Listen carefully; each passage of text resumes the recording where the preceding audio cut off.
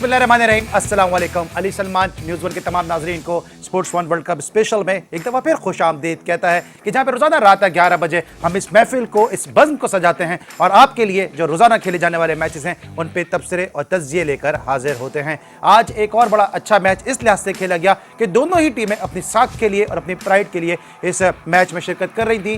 West Indies और श्रीलंका जो दोनों ही टीमें इस टूर्नामेंट से बाहर हो चुकी हैं, सेमीफाइनल की लिस्ट से बाहर हो चुकी हैं, लेकिन दोनों ही टीमों को अपनी साख के लिए, अपनी प्राइड के लिए खेलना था और देखना यह था कि कौन सी टीम इस मैच में कामयाबी हासिल करती है। इस मैच में श्रीलंका की टीम ने पहले बैटिंग की और 338 रन स्कोर किए 6 विकेटों के नुकसान पे, और जवाब में वेस्ट इंडीज़ मतलूबा टारगेट चेस न कर सकी और 23 रन से वेस्ट इंडीज़ की टीम को इस मैच में शिकस्त का सामना करना पड़ा। ना सिर्फ आज हम इस मैच को डिस्कस करेंगे बल्कि गुज़िश्ता जो पिछला हफ्ता था उसमें दो ऐसे मैचेस खेले गए कि जिनकी बाज़गश्त अभी तक सुनाई दे रही है। पाकिस्तान और अफगानिस्तान की टीमों के दरमियान जो मैच खेला गया वो बड़ा एक नेल बैटिंग मैच साबित हुआ। उस मैच में गो के पाकिस्तान ने कामयाबी हासिल की, लेकिन उस मैच से जुड़ी और इससे मुंसलिक जो दीगर खबरें वो अभी तक जो है वो इंग्लैंड से पहुंच रही हैं। साथ साथ कल जो मैच खेला गया जहां पे इंडिया और इंग्लैंड की टीमें मद्दे मुकाबिल थी और पाकिस्तान के पर्सपेक्टिव से इस मैच में इंडिया का जीतना बहुत ज़रूरी था, लेकिन जिस अंदाज से इंडिया ने इस मैच को फिनिश किया, जिस अंदाज से इंडिया इस मैच में हारा, उसके लिए बहुत सारे साबिक क्रिकेटर्स के स्टेटमेंट सामने आए और न सिर्फ गैरों ने बल्कि इंडिया के अपनों ने भी इस मैच में इंडिया की स्ट्रेटजी को तनकीद का निशाना बनाया। यही नहीं बल्कि आज बहुत अरसे से ये बात चल रही थी पाकिस्तान के डोमेस्टिक स्ट्रक्चर के हवाले से, और आज एक लेटर इशू हुआ पाकिस्तान क्रिकेट बोर्ड की जानिब से मुख्तलिफ डिपार्टमेंट्स को, उस पर भी हम बात करेंगे क्योंकि ताहिर खान उस टीम से खेलते हैं कि जो इस वक्त ग्रेड 2 खेल रही है एक, लेकिन उसका बड़ा ज़बरदस्त माजी रहा, बड़ा सुनहरा माजी रहा। और एक ज़माना ऐसा था कि इनकी डिपार्टमेंट की टीम के टेस्ट क्रिकेटर भी जो थे वो इनके डिपार्टमेंट से जब खेलते थे तो वो बाहर बैठे होते थे और इतनी मजबूत इनकी डिपार्टमेंट की टीम होती थी, लेकिन आज ये टीम ज़बूहाली का शिकार है। अब डिपार्टमेंटल क्रिकेट का जो स्ट्रक्चर तब्दील होने जा रहा है उससे क्रिकेट पे क्या असरात होंगे, क्या समरात होंगे, क्या मुजम्मरात होंगे, इन सब पे हम बात करेंगे आज अपने शो में। और रोजाना की तरह हमारे साथ मौजूद हैं हमारे दोनों cricket expert, young handsome dashing Tahir Khan, जिनको आप बहुत ज्यादा पसंद कर रहे हैं। Welcome to the show Tahir. Thank you Ali भाई। कैसे हैं आप? ठीक ठाक हैं? अल्हम्दुलिल्लाह, आप ठीक हैं? मैं बिल्कुल ठीक हूँ। और उनके साथ मौजूद हैं हमारे प्यारे प्रोफेसर जनाब बदी। बदी कैसे हैं आप? अल्लाह का शुक्र, ठीक ठाक हैं, खैरियत से हैं? एंजॉय किया आपने आज पुरान की बैटिंग को?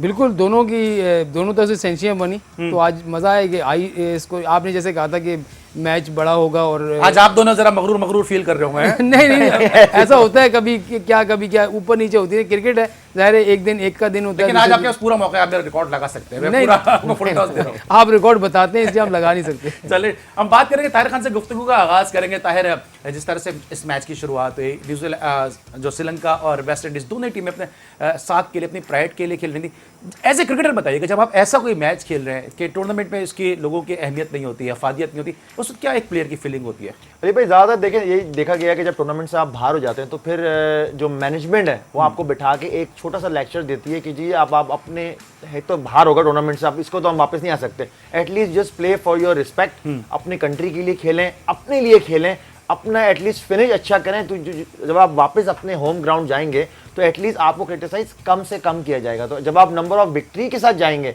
जीत के साथ वापस जाएंगे, तो फिर ऑब्वियसली थोड़ी बड़ी चीज़ें तो छुप जाती हैं, ऐसा कोई बात नहीं होती। लेकिन जिस तरह से आज का मैच खेला गया है, और अली भाई यकीन करें ऐसा लगा जैसे ये सेमीफाइनल के लिए क्वालिफाई के लिए मैच था, इतना मजा आ रहा था match from the first ball till last ball. यही क्लास होती है एक मैच की। और कल मैंने आपसे कहा था कि जो वेस्ट इंडीज की बैटिंग है उसमें चूंकि पावर प्ले बड़ा जबरदस्त होता है, पावर स्ट्राइकर बड़े जबरदस्त होते हैं, तो वो देखने में मजा आएगा, और आज हमने देखा। लेकिन सबसे पहले जो श्रीलंका की बैटिंग थी, इस तरह फर्नांडो ने आज सेंचुरी स्कोर किया और फर्नांडो इस टूर्नामेंट में ऑन एंड ऑफ श्रीलंका के लिए अच्छा खेलते हुए नजर आए। क्या कहेंगे श्रीलंका बैटिंग के हवाले से कि आज बड़ा स्कोर उन्होंने किया, 338 रन?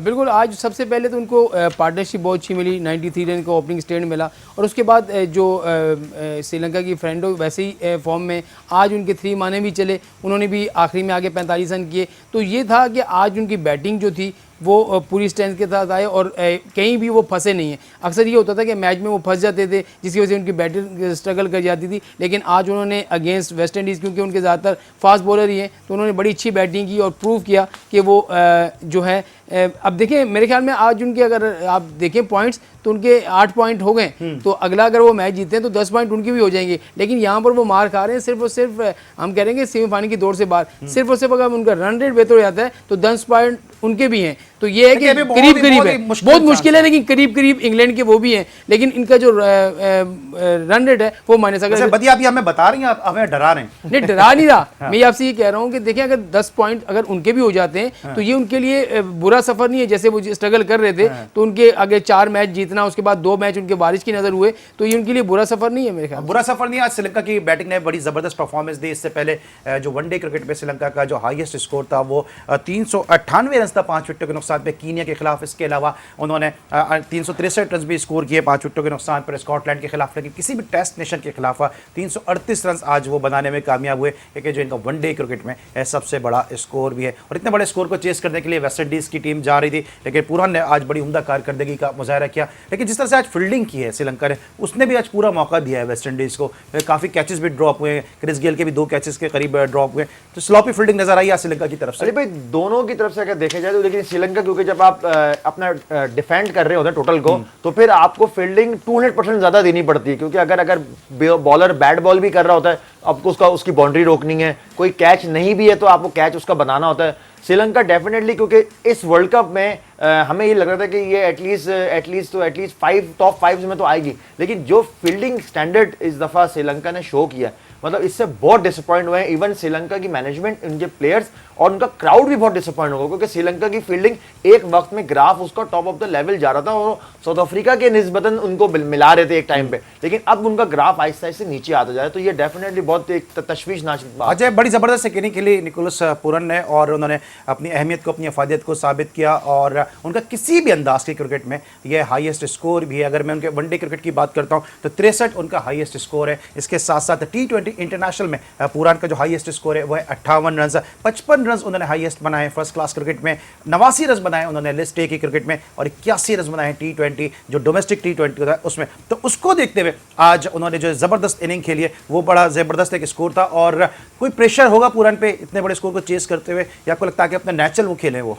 अली भाई शुरू में अगर आप देखें उनका ग्राफ देखें तो वो उन्होंने बॉल को आने दिया, अपनी बॉडी के साथ बॉडी पे बॉल को वो खेल रहे थे। तो ये एक प्लेयर की होती है कि जब आपको अपनी इनिंग बिल्ड करनी होती है और एक लंबा टोटल चेस करना होता है, तो फिर आपको इस तरह की प्लानिंग के साथ जाना पड़ता है। तो जब वो सेट हो गए उसके बाद फिर हमने देखा कि स्टेप आउट भी निकले, उन्होंने निकल के शॉट्स भी खेले, उन्होंने छक्का भी मारा, चौका भी मारा, डबल्स भी लिए, सिंगल्स भी लिए। तो मतलब ये एक एटलीस्ट उस एक यंग लड़के के अंदर हमें पता लग रहा है पोटेंशियल, जो वेस्ट इंडीज क्रिकेट में बहुत लंबे अरसे से प्रॉब्लम आ रही थी कि उनको यंग लॉट से वो प्रोफेशनल्स नहीं मिल रहे थे। लेकिन पूरन की शक्ल में आप देखेंगे आज जो उसने इनिंग्स खेली, डेफिनेटली उसको भी कॉन्फिडेंस आया होगा। ठीक है, वो चेस डाउन नहीं कर पाए, लेकिन आने वाली क्रिकेट के लिए उसको बहुत ज्यादा हेल्प मिलेगी। ठीक है, अच्छा, आप क्या समझते हैं इस मैच का टर्निंग पॉइंट वेस्ट इंडीज के पर्सपेक्टिव से क्या था? ब्रैथवेट का रन आउट होना, जिस अंदाज से उसको उड़ाना, अपने फॉलन थ्रू में बॉलर्स बैक ड्राइव को वो बॉल पकड़ने गए और फिर रन आउट हुए। ब्रैथवेट क्या वो समझते हैं, या एलन जो बड़ी अच्छी इनिंग खेल रहे थे, 51 रन के साथ क्रीज पे मौजूद थे, उनका रन आउट होना? अब बिल्कुल सबसे पहले तो ब्रैथवेट का रन आउट होना वो भी एक टर्निंग पॉइंट था, क्योंकि अगर वो रुक जाते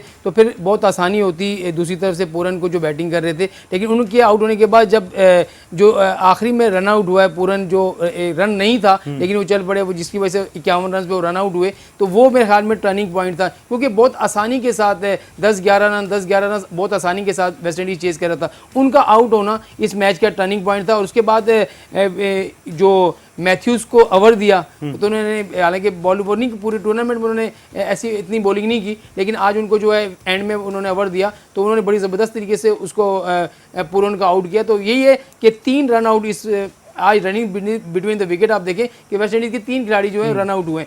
इटमायर भी जो है वो रन आउट हुए, तो वो भी बड़ा अच्छा बैटिंग करे थे 29 रन पे, वो भी रन आउट हुए। तो मेरे ख्याल में आज जो वेस्ट इंडीज़ जो है ना, वो खुद खिलाड़ी जो आउट हुए, वो वरना वो इतना बड़ा स्कोर उनके लिए आसान था चेस कर लेते।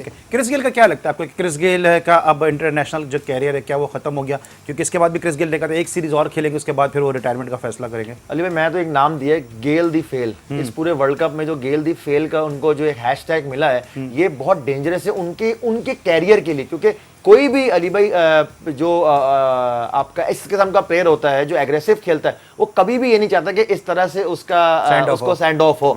वो क्योंकि इसी तरह से उन्होंने, आपने देखा प्रेस रिलीज में उन्होंने कहा कि जी मैं रिटायरमेंट नहीं कर रहा हूं, तो एटलीस्ट मैं भी फर्दर क्रिकेट खेलूंगा। तो ये he is also searching for the big inning, उसके बाद फिर शायद वो रिटायरमेंट अनाउंस करें। श्रीलंका की अब थोड़ी सी बैटिंग की बात करते हैं कि जो श्रीलंका का मिडिल ऑर्डर है वो इतने ज्यादा रन नहीं कर रहा। अगर हम देखते हैं इस वर्ल्ड कप में सिर्फ एक निफ्ट सेंचुरी उनके मिडिल ऑर्डर में हुई है, नंबर 4 से लेके नंबर 7 के प्लेयर्स में, वो भी एंजेलो मैथ्यूज ने जो 85 रन की इनिंग खेली थी। कि ये वजह भी लगती है आपको कि श्रीलंका की टीम ने थोड़ा सा इस टूर्नामेंट में स्ट्रगल किया, क्योंकि उनके ओपनर से 2-2 50 जरूर स्कोर किए हैं, और जो 5 50 हुई हैं उसमें एक एंजेलो मैथ्यूज ने किए जो मिडिल ऑर्डर में। बिल्कुल, मैंने आपको पहले कहा था उनके 3 माने जो रन नहीं कर रहे, उसके अलावा मेंडेस रन नहीं कर रहे, मैथ्यूज से रन नहीं हो रहे थे सिर्फ एक इनिंग के अलावा। तो मेरे ख्याल में उनका जो टॉप ऑर्डर में सिर्फ ओपनर ही जो थे वन डाउन थे वो रन कर रहे थे। तो ये तीनों जो प्लेयर्स थे इनके जो रन, जिसकी वजह से फॉर्म में नहीं थी, जिसकी वजह से बैटिंग में श्रीलंका ने काफ़ी स्ट्रगल किया है। अगर वो इनकी ये फॉर्म में होते, ये रन्स करते, तो श्रीलंका की टीम के लिए ये मुश्किल नहीं होती। लेकिन उसके बाद उनकी फील्डिंग भी इस अपना अली भाई इस टूर्नामेंट में काफ़ी जो है ना,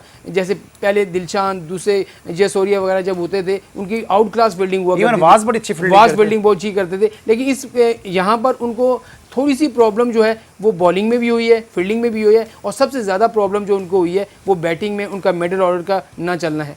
ये इसकी नाकामी की वजह से। अच्छा, आपको क्या लगता है कि जिस तरह वेस्ट इंडीज़ में हम देख रहे हैं, शाही होप आ गए, हेटमायर आ गए, पुरान आ गए, वेस्ट इंडीज़ का जो अगला फेज़ है बतौर क्रिकेट, आपको लगता है कि वो रिवाइव होने के जा रहे, रिवाइवल की तरफ जा रहे हैं? और दूसरी तरफ श्रीलंका की अगर हम देखें यंग लॉट को, आपको लगता है कि श्रीलंका की जो क्रिकेट है कितने से और स्ट्रगल करेगी, या वेस्ट इंडीज़ के हमें ज़्यादा टैलेंटेड नजर आ रहे हैं? अली भाई, West Indies as compare to West Indies ज्यादा उनको नजर आ रहे हैं, क्योंकि वो नंबर ऑफ क्रिकेट ज्यादा खेल रहे हैं as compare to Sri Lanka youngsters.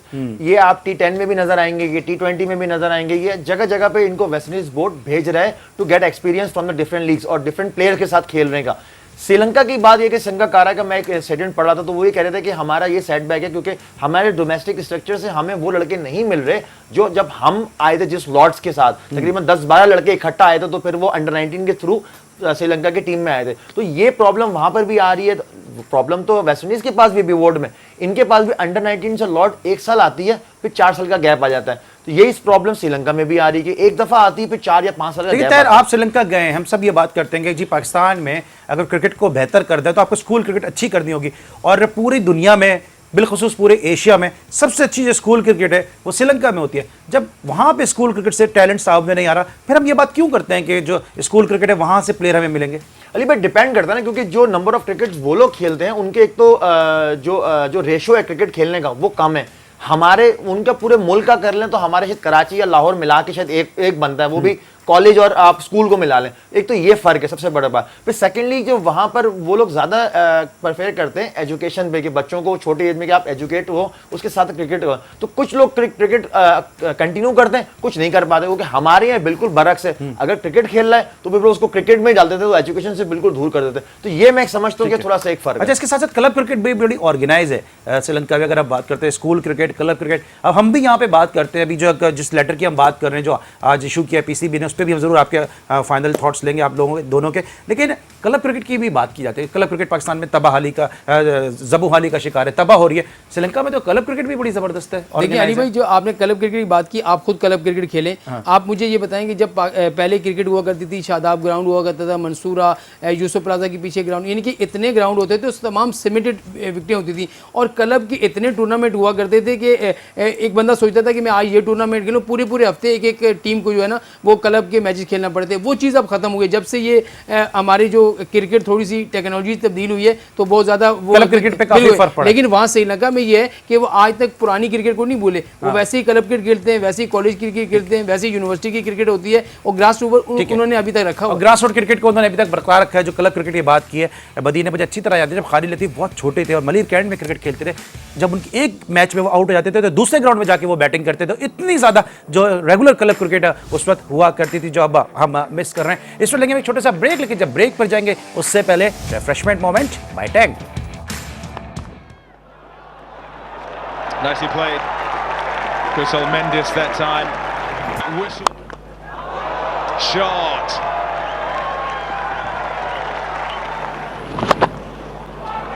More runs. In the gap. 4 runs. Here's another example. Those are too easy for him. Fernando pulled. That'll take some cutting off. In fact, Fernando picking his spots and brings up away over backward point this time.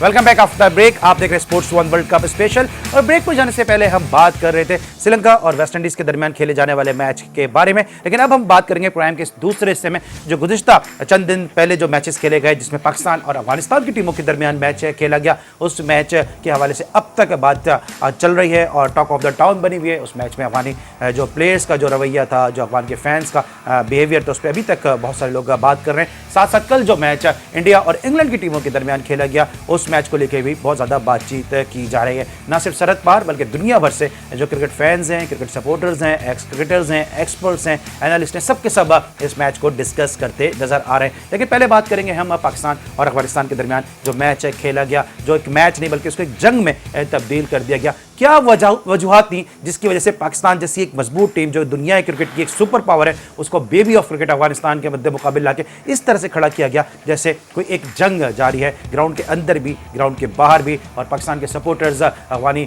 जो supporters थे, उनको समझाते रहे, उनको कहते रहे, लेकिन उसके बावजूद जितनी भी वीडियोज़ वहाँ से आई हैं, मैं पूरी जिम्मेदारी के साथ ये बात कर रहा हूँ, बतौर पाकिस्तानी ये बात नहीं कर रहा, बतौर क्रिकेट गेम स्टूडेंट के होने के नाते ये बात कर रहा हूँ कि जितनी भी वीडियोज़ वहाँ से आई हैं उसमें वाज़ेह तौर पर देखा जा सकता है कि अफगानिस्तान के जो सपोर्टर्स थे, उनका जो तशद्दुद था वो पाकिस्तान के सपोर्टर्स पे और उनकी जो गाड़ियाँ थी, जो उनकी अमलाक थी, उस पर जारी था। ताहिर, क्या लगता है आपको, क्या कोई एक ऐसा लगता है कि आपको कि कोई पाकिस्तान का अफगानिस्तान का तो क्रिकेट पे कोई मैच है ही नहीं, क्योंकि आखिरी ओवर तक मैच चला गया, ठीक है, इंटरेस्टिंग हो गया। माजी में भी ऐसा होता रहा है कि बांग्लादेश जब इतनी मजबूत नहीं थी, उसने पाकिस्तान को हराया, उसने इंडिया को हराया, आयरलैंड ने इंग्लैंड को हराया, तो ऐसा होता रहा है, बांग्लादेश ने ऑस्ट्रेलिया को हराया। लेकिन इस मैच को जो मिस मैच था उसको एक जंग में क्यों तब्दील किया गया? क्या उसके मुहर्रिकात हो सकते हैं? अली भाई देखें, जैसे हमने कई दफ़ा हमने प्रोग्राम में जिक्र किया, मैच से पहले अभी 2 दिन पहले से हमारे वर्ड्स की ट्रांसफॉर्मेशन हो रही थी टू द स्काइज, इधर से इधर हो रहे थे। हमारे एक्सपर्ट्स भी कर रहे थे, वहाँ से चेयरमैन साहब उनके कर रहे थे,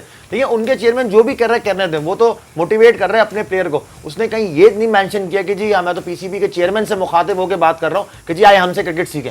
कहने थे आप उनको जो भी कह रहे हैं, आपको ना जवाब देना है, क्रिकेट में जवाब दें। आप अच्छी क्रिकेट खेलें, जीतें, जीत के ही सबसे अच्छा आपका जवाब है। और अली भाई, जो जहां वो ग्राउंड में जो प्रॉब्लम्स हुई हैं, जो बाहर जो प्रॉब्लम हुई है, जो हमें पता लगा है, वो बाकायदा वहां क्रिएटेड की गई थी वो प्रॉब्लम। यही मेरा सवाल है, क्योंकि ये ऐसा कोई नहीं था, क्योंकि क्राउड उतना ही अंदर भी था अफगानिस्तान का और थोड़े बहुत बाहर थे। इसी तरह से पाकिस्तान का क्राउड भी वहां बाहर था, अंदर भी उतने ही थे, लेकिन एक ही मखसूस पॉइंट पे वो प्रॉब्लम हुई है। पूरे स्टेडियम में कहीं वो प्रॉब्लम नहीं। तो यही एक चीज़ है कि एक तरफ आपको क्रिएट कर दिया गया है ताकि आप ध्यान यहाँ रख के आप दूसरी तरफ वहाँ चले जाए। तो ये छोटी छोटी चीज़ें, लेकिन ये डेफिनेटली आईसीसी को और इंग्लैंड क्रिकेट बोर्ड पीसीबी ने बाज़ाब्ता शिकायत दी है। जी हाँ, बिल्कुल शिकायत की, क्योंकि अली भाई ये तो पहले ही इनको सोचना चाहिए था। जब हमें पता लगा था कि जब इंडिया पाकिस्तान का मैच हो रहा है तो सिक्योरिटी बड़ी तगड़ी होनी चाहिए, इंडिया की तरफ से आया था। इतने बड़े मैच में कोई ऐसा वो नहीं हुआ, फ्रेंडली माहौल में क्रिकेट हुई, उन्होंने क्रिकेट खेली। मतलब अब इनके साथ ही हम ऐसा क्यों प्रॉब्लम हुई है? और सबसे ज्यादा देखे जाने वाला मैच था इंडिया पाकिस्तान का, आईसीसी खुद एडमिट किया। भाई आप क्या कहेंगे, आपको लगता है कि कुछ ऐसे अनासिर थे जो ये चाहते थे कि क्रिकेट में इन दोनों के दरमियान राइवलरी आए और एक आम पाकिस्तानी, एक आम अफगानी जो है वो क्रिकेट में जिस तरह हमारे रवाबित थे, हमने सारे उनके अफगानिस्तान के प्लेयर्स यहाँ के कैंप में क्रिकेट शुरू की, यहीं से सारा डोमेस्टिक में आके रमजान क्रिकेट खेलते रहे, ए टीम के उनके टूर्स होते रहे। तो अब क्रिकेट में ना सिर्फ दूर किया जाए बल्कि एक आम पाकिस्तानी, एक आम अफगानी के दिल में भी एक दूसरे के दरमियान रिफ्ट पैदा की जाए। देखिए अली भाई, जब मैच इससे पहले आप देखें कि बहुत सारे बयानात जो आ रहे थे उनके बोर्ड के लोगों की तरफ से, उनके साबिक खिलाड़ियों की तरफ से कि हमसे क्रिकेट सीख लो, ये कर लो, वो कर लो, तो वो एक हाइप दी गई कि वहाँ पर जो मैच होगा। और दूसरा ये है कि यहाँ पर मैं आपसे पहले बताऊँ कि पड़ोसी मुल्क कभी भी नहीं चाहता कि आपके किसी तीसरे मुल्क के साथ भी ताल्लुकात ऐसे हों कि कहीं आप अफगान को बुला के, ऐसा तो कभी भी नहीं, वो तो नहीं चाहता, हमें सबको पता है, वो खुद नहीं, ऐसा तो कभी भी नहीं हुआ, कभी भी नहीं हुआ। असल में वो खुद नहीं चाहते, वो खुद अपने आप को ऐसा साबित करने के बाद ये चाह रहे हैं कि कोई तीसरा मुल्क उनके साथ ऐसा हो। जैसे अब देखिए अफगानिस्तान को उन्होंने बिल्कुल भी हमारे खिलाफ कर दिया है, अपनी जगह दे दी, अपने ग्राउंड दे दिए, सब कुछ कर दिए कि हम तुम्हें क्रिकेट खिला रहे हैं, हम तुम्हें हर चीज़ दे रहे हैं। जो खिलाड़ी यहाँ पर 10 से 11 खिलाड़ी उनके हमारे सारी क्रिकेट उन्होंने यहाँ सीखी, सारी क्लब क्रिकेट यहाँ खेलते रहे, यहीं रहते रहे, वो आज कैसे जो है पाकिस्तान के खिलाफ जा सकते हैं। और दूसरा जो ताहिर ने भी बात की, वहाँ पर मखसूस एक किस्म के लोग थे जो वहाँ पर जो इस तरह की प्रॉब्लम कर रहे थे। ग्राउंड के अंदर की आपको वीडियो शायद आपने देखी होगी, ग्राउंड के अंदर कुछ ऐसे तमाशाई भी थे जो अफगानिस्तान को और पाकिस्तान का झंडा एक साथ लेकर बैठे हुए और उनके शर्टें बैठे हुए मैच देख रहे थे और आपस में काफ़ी वो घुल मिल के भी मैच देख रहे थे। लेकिन ख़ास तौर पर मखसूस जगह पर ये ऐसी चीज़ें हुई हैं। और ये जो है आईसीसी को इतने बड़े टूर्नामेंट में अगर इस तरह की प्रॉब्लम आएंगी, पाकिस्तान में हो, इंडिया में हो, किसी और मुल्क में हो, तो लोग मान लेते हैं चले यार यहाँ ऐसी चीज़ें होती हैं। उस मुल्क में ऐसा नहीं होना चाहिए, उस मुल्क में ऐसा नहीं होना चाहिए जो क्रिकेट का गढ़ है। और दूसरा आईसीसी को ये सोचना चाहिए, जब आप इंडिया के मैच में इस तरह की सिक्योरिटी दे सकते हैं तो आपको इस मैच में भी देनी चाहिए थी, आपको पहले से पता था। ठीक है सर, बदी ने कहा कि एक आम पाकिस्तानी, एक आम अफगानी के दिल में इससे पहले कभी भी ऐसा नहीं था कि क्रिकेट के मैदान में हमेशा पाकिस्तान ने उनको सपोर्ट की। पाकिस्तान से कोचेस की एक बड़ी तादाद जो है वो जाके अफगानिस्तान में कोच करती रही। कबीर खान एक अरसे तक कोच करते रहे, राशिद लतीफ़ जाके कोचिंग के फ़राइज़ अंजाम देते रहे, इंज़माम उल हक़ ने जाके वहाँ पे कोचिंग के फ़राइज़ अंजाम दिए। पाकिस्तान की जानिब से एक टेस्ट मैच खेलने वाले मोहम्मद रमज़ान ने वहाँ पे जाके फील्डिंग कोच के फ़राइज़ अंजाम दिए। पाकिस्तान के जो ट्रेनर थे वो वहाँ पे जाके बतौर ट्रेनर जो है वो फ़राइज़ अंजाम देते रहे। इकबाल सिकंदर ने थोड़े अरसे के लिए वहाँ पे कोचिंग के फ़राइज़ अंजाम दिए। तो पूरी एक हिस्ट्री है और उनके प्लेयर यहाँ पे आके डोमेस्टिक क्रिकेट खेलते रहे, रमज़ान क्रिकेट खेलते रहे, 8 टीमों के साथ खेलते रहे। सिंध की टीम के साथ उन्होंने मैच खेला, उन्होंने भावलपुर मुल्तान की कंबाइंड टीम के साथ मैच खेला, पंजाब में उन्होंने जाके कद्दाफी स्टेडियम में मैच खेला। तो एक पूरी हिस्ट्री है जिसको अगर मैं दोहराने पे आऊँ तो शायद प्रोग्राम का वक्त खत्म हो जाए, लेकिन एक सोची समझी साजिश थी और इस साजिश को इतना बढ़ावा दिया गया कि जो एक मैच जारी था और वहां पे एक जहाज से एक बैनर को लेके जो है पूरे ग्राउंड के ऊपर से दानिस्ता तौर पे पाकिस्तान मुखालिफ एक बैनर जो है वो जहाज लेके चला। ताहिर मुझे क्विकली बताइएगा, मुझे इस मौजूद को समझ भी करना है लेकिन मैं आपका इनपुट भी जानना चाहता हूं क्योंकि आवाम ये जानना चाहती है कि ऐसा क्रिकेट में कभी भी नहीं हुआ कि क्रिकेट को सियासी मकासद के लिए इस्तेमाल किया और आईसीसी के इवेंट में कि वो जहाज के पीछे एक बैनर बंधा हुआ है कि जो बिला वजह में प्रोवोक कर रहा है चीजों को। अली भाई देखिए, बात यह कि यहाँ पर तो एविएशन का भी अमल दखल है। जो इंग्लैंड की वहाँ जो बोर्ड है कि आईसीसी को देखिए हर चीज़ पता होती है क्योंकि ड्यूरिंग जब ये मैच हो रहा होता है तो एक सर्टेन लेवल के उनको लिमिट दी गई है कि इसके ऊपर से कोई भी ऐसी एयरक्राफ्ट या हेलीकॉप्टर नहीं करा सकते क्योंकि उनका ड्रोन या कोई भी कवरेज होती है। फिर ऊपर से 2 दफा आपके वो बैनर्स लेके गए, एक तो एक पहली इनिंग में और फिर एक दूसरी इनिंग में। ये डेफिनेटली ये उन्होंने लॉ को, जो एविएशन का लॉ है उसको उन्होंने ब्रेक किया है और ये इस पे अली भाई डेफिनेटली एक बहुत बड़ी इंक्वायरी बैठेगी आगे चल के। आप देखिए क्योंकि पाकिस्तान क्रिकेट बोर्ड ने भी इस पे उनसे वजाहत मांगी है और इंग्लैंड क्रिकेट बोर्ड ने भी वजाहत मांगी कि किस तरह से आपने उनको अलाउ किया है ये, लेकिन अभी तक ये पता नहीं लग रहा कि किसकी तरफ से ये आपने प्लेन को उसको परमिशन दी। और इसकी पूरी तहकीकात होनी चाहिए। इस तरह ताहिर ने कहा कि ये अलाउ नहीं होता क्रिकेट के ग्राउंड के ऊपर से आप इतना नीचे की आप फ्लाइट लेके जाएं। मुझे याद है ताहिर की इस गुफ्तगू से मुझे याद आया कि वेस्ट ऑस्ट्रेलिया का टूर कर रही थी इंग्लैंड की टीम और वहां पे अप्रैल फूल था, 1 अप्रैल थी और अप्रैल फूल मनाने के लिए डेविड गवर और इयन बुथम ने फ्लाइट ली और ग्राउंड के ऊपर से उन्होंने चक्कर लगाया। थोड़े से प्लेयर उस पर हरासा हुए, उस पर उन पर जुर्माना भी आयद किया गया। तो ये हिस्ट्री रही है, जब एक टेस्ट मैच में इस तरह का जुर्माना आयद किया गया तो इतना बड़ा आईसीसी का जो इवेंट था उस पर आईसीसी के ऑफिशियल को जरूर सोचना चाहिए। और साथ साथ मैं अफगानिस्तान के सपोर्टर्स और अफगानिस्तान के फैंस से भी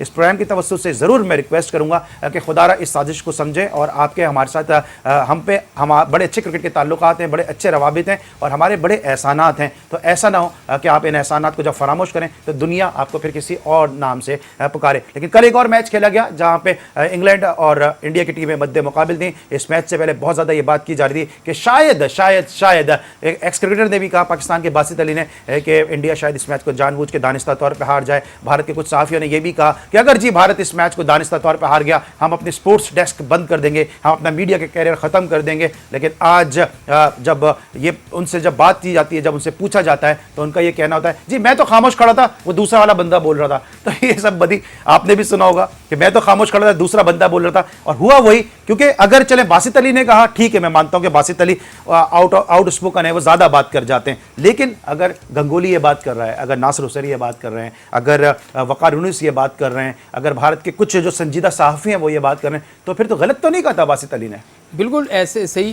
देखें आम एक जो मैं और आप जो बहुत सारे शायकीन हैं वो भी, मैंने बहुत सारे लोगों से इस मैच से पहले भी कहते हुए सुना कि हो सकता है कि भारत जो है वो कि फेवर देने के लिए, पाकिस्तान को पीछे हटाने के लिए वो जानबूझकर भी मैच हार सकता है। इस तरह की शायकीन बहुत हमें कहते रहे, लेकिन हम जाहिर है हम तो अपनी संजीदा प्लेटफॉर्म पे बैठे हैं, बिल्कुल हम ऐसी बात नहीं कर सकते। और कल इंडिया जीत जाता फिर हमारी बात का वो वजन भी नहीं रहता। लेकिन देखिए जिस तरीके से इंडिया ने रिलैक्स होकर खेला जितने भी रन्स बन रहे थे, जो बॉलर पिट रहा था उसी से वो बॉलिंग कराए जा रहे थे। उसके अलावा जब उनकी बैटिंग शुरू हुई तो सब ने कहा कि इंडिया की बैटिंग बहुत अच्छी है और ये चेस कर लेंगे।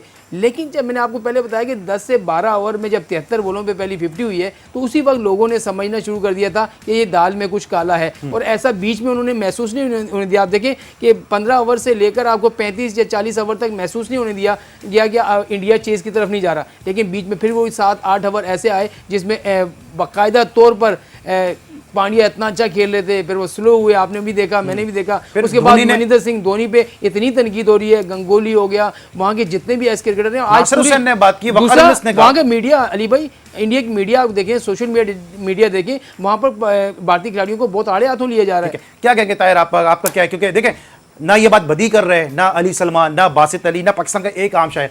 हम तो बात कर रहे हैं जो सौरव गंगोली ने कहा कि किस स्ट्रेटेजी के साथ इंडिया खेला। हम तो बात कर रहे हैं जो नासिर हुसैन ने कहा कि क्या प्लानिंग थी और किस अंदाज से इंडिया खेला। वकार यूनुस जैसा लेजेंड ये बात कर रहा है कि क्रिकेट भले कुछ भी हो, वर्ल्ड कप कोई भी जाए, लेकिन स्पोर्ट्समैन स्पिरिट में जो चैंपियन टीम थी वो हारती हुई नजर आई। अली भाई बिल्कुल, देखिए जगह तीसरी बड़ी नेशन हम कहते हैं कि क्रिकेट की एकेडमी आप उनको कह सकते हैं, इंडियंस को।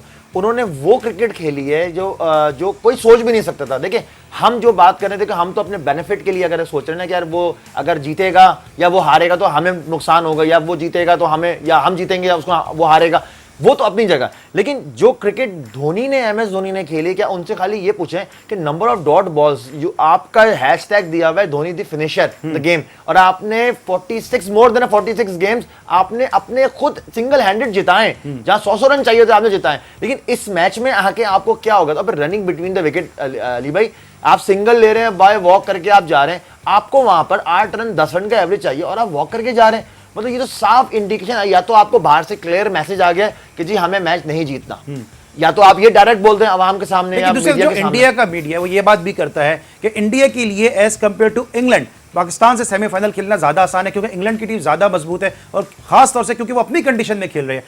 एक तरफ ये पर्सपेक्टिव है और एक तरफ जिस तरह से ये मैच हारे। अली भाई देखिए बात ये सिंपल, जो पहले ही हमें वाइब्स आ रही थी कि ये इंडिया पाकिस्तान से नहीं खेलना चाहती, लेकिन अब जो सर्कमस्टेंसेस ऐसे बनते जा रहे हैं कि अब वो अगर कोई भी पॉइंट्स में ऊपर नीचे हुआ, हम जीते या वो जीते, तो फिर उनको हमसे ही खेलना पड़ेगा। अब ये उनको प्रॉब्लम, अब देखिए जब भी उनको ये पता है अली भाई कि जब जब हम सेमीफाइनल या फाइनल्स में टकराए पाकिस्तान के, पाकिस्तान एक डिफरेंट ही नजर आई है उनको पूल मैच से। ठीक है, लेकिन साथ साथ ठीक है हमने बात कर ली इंडिया के हवाले से, पूरी दुनिया ने क्रिटिसाइज किया, लेकिन हम क्या कर रहे हैं? हम कब तक जो है वो दुआओं के सहारे और वजीफों के सहारे क्रिकेट खेलते रहेंगे? इस पर जरा मैं तफसील से बात करूंगा अपने दोनों क्रिकेट एनालिस्ट से, लेकिन एक छोटे से ब्रेक के बाद।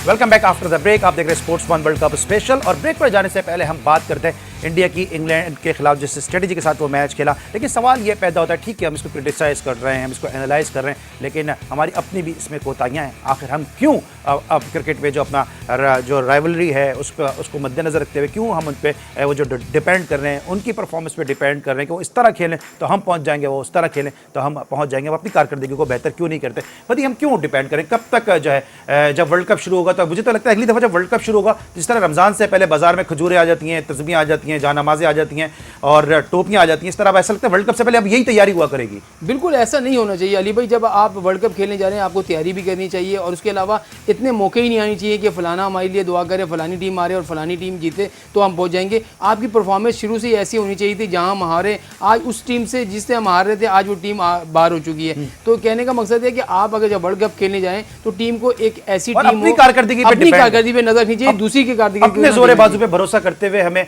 बड़े इवेंट्स पे जाना चाहिए, पहले से उसकी तैयारी करनी चाहिए, क्योंकि कल एक और ऐसा मैच खेला जाने वाला है कि जिसमें न सिर्फ उन ममालिक की निगाह होगी बल्कि साथ साथ पाकिस्तान के जो करोड़ों फैंस हैं, शायकीन क्रिकेट है, वो भी निगाह रखेंगे, जहां पे इंडिया और बांग्लादेश की टीमें एक दूसरे के मद्दे मुकाबिल होंगी। अब तक वर्ल्ड कप में इन दोनों टीमों के दरमियान क्या सूरत हाल रही, आइए देखते हैं कि अब तक जो मैचेस खेले गए उसमें दोनों टीमें अब तक 3 मरतबा वर्ल्ड कप की सतह पर एक दूसरे से टकराई। 2 मरतबा इंडिया ने कामयाबी हासिल की, एक में बांग्लादेश को फतह हासिल हुई। तो इस तरह से अगर देखा जाए तो ऑन पेपर इंडिया का पलड़ा भारी है। 3 में से 2 मैचेस इंडिया जीतने में कामयाब रहा। लेकिन ये भी हकीकत है कि अब तक बर्मिंघम में जो इंडिया ने अब तक 11 मैचेस खेले हैं, 7 में उसको कामयाबी मिली, 4 में बर्मिंघम के इस ग्राउंड पे इंडिया को वनडे में शिकस्त का सामना करना पड़ा, जबकि बांग्लादेश ने अब तक इस ग्राउंड पे 3 मैचेस खेले और 3 के तीनों मैचेस में बांग्लादेश को शिकस्त का सामना करना पड़ा। तो पाकिस्तान के लिए रिकॉर्ड कोई ज्यादा अच्छा नहीं। और जो इंडिया और बांग्लादेश के दरमियान एक मैच इसी ग्राउंड पर खेला गया वो आईसीसी चैंपियंस ट्रॉफी का सेमीफाइनल था, कि जहां पर 264 रन स्कोर किए बांग्लादेश ने 7 विकेटों के नुकसान पर। जवाब में महज 1 विकेट के नुकसान पर इंडिया ने रोहित शर्मा के 123 नॉट आउट और विराट कोहली के 96 नॉट आउट की बदौलत इस टारगेट को चेस किया। इस तमाम चीजें पाकिस्तान के खिलाफ जारी हैं।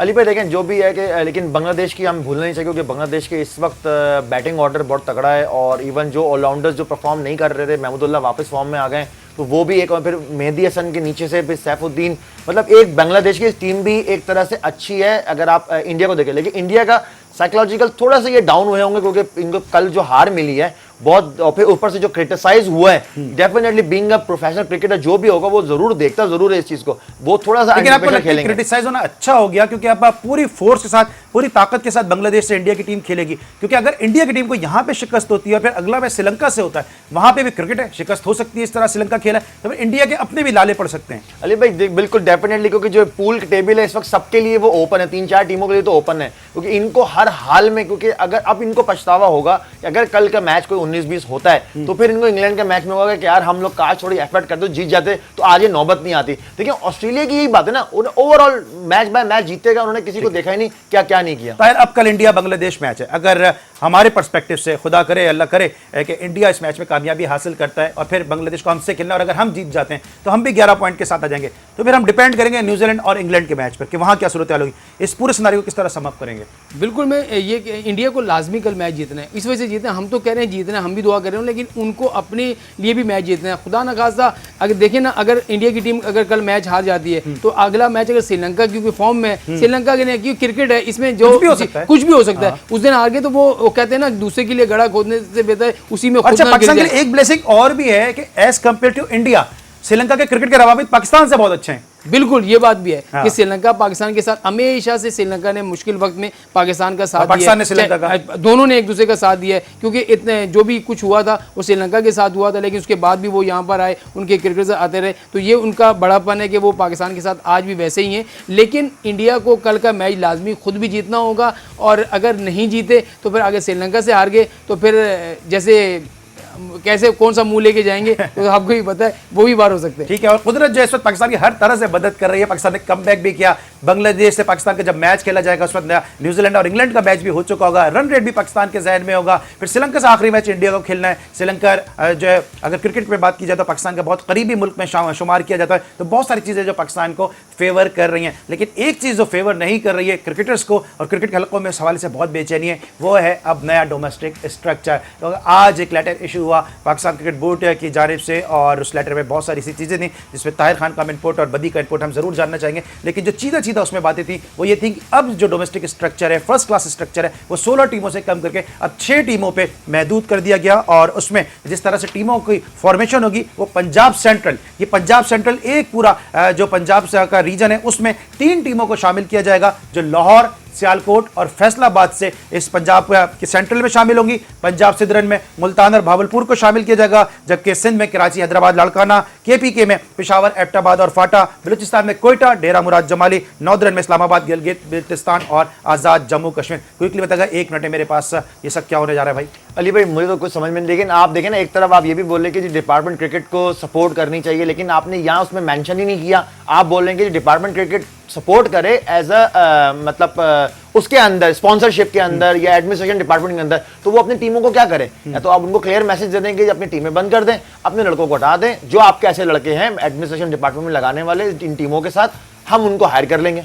बिल्कुल, इसमें मैसेज देने वाली क्या बात है, उन्होंने साहब आज लेटर लिख दिया, उन्होंने टास्क फोर्स ने पूरा अपना एक प्रोग्राम, अपना जो पूरा प्लान था वो लिख के वज़ीर-ए-आज़म के सेक्रेटरीट वहाँ भेज दिया है कि ये हमने प्लान बनाया, आप उस पर वज़ीर-ए-आज़म के साइन चाहिए होंगे। अब यही होगा कि जो 16 रीजन की टीमों में से जो लड़के हैं वो 6 टीमों में खेलेंगे। कैसे एडजस्ट होंगे?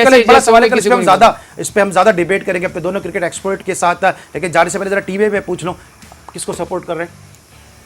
सपोर्ट तो नहीं कर रहा, दिल नहीं कर रहा, लेकिन जीतना इंडिया को ही चाहिए, हमारे लिए बेहतर है। इंडिया को आप वही अली भाई फेवर जो हमें जिसमें बेहतरी होगी हम तो उसी के साथ जाएंगे। तो मैं इंडिया को ही बोलूंगा, वो जीतेगी तो हमें थोड़ा सा इजी जोन मिलेगा और हमारे लिए बड़ा इजी एक्सेस हो जाएगा कि जिस तरह से हम इंडिया को हम सपोर्ट कर रहे हैं, पाकिस्तान के लिए बहुत इजी जाएगा। लेकिन चलिए मेरे पास थोड़ा सा वक्त है।